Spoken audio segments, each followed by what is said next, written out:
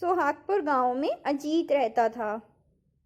गांव में सूखा पड़ने की वजह से वो पूरी तरह जमींदारों के कर्ज में डूब चुका था। पूरे गांव से अजीत कर्जदार हो गया था।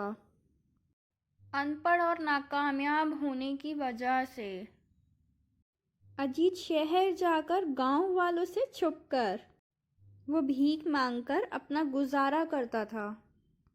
अपने गांव से निकलते ही भिखारी के वेश में आकर वो शहर चला जाता था। भगवान के नाम पर कुछ दे दो, बहुत भूखा हूँ और गरीब भी हूँ, बहुत उम्र भी हो गई है। अच्छे खासे तो लग रहे हो, कुछ काम क्यों नहीं करते हो? देखो, अगर कुछ देना है तो दो, वरना अपना रास्ता नाप लो। अजीत अक्सर ऐसा करने लगा था। गांव से शहर आकर सड़कों और तरह तरह की जगहों पर दुकानों के बाहर जाकर भीख मांगता और फिर अपने दिन भर की कमाई लेकर गांव जाने लगता। जमींदार साहब, वह देखिए, वहां से अजीत आ गया। उससे अपने खेतों के ब्याज के पैसे मांग लीजिए, वरना कल सुबह फिर से गांव से बाहर चला जाएगा। सही कहा। अब तो यह मेरे सोने के बाद ही गांव आता है और मेरे उठने की पहले गांव से बाहर चला भी जाता है।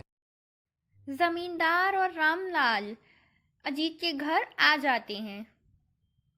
आखिरकार कितने दिनों बाद आज ही तुम्हारे दर्शन हुए हैं। मालिक, आपने मेरे सारे खेत ले लिए। अब ये जरा सी कुटिया ही बची है मेरे पास। क्या आप इसे भी लेना चाहते हैं?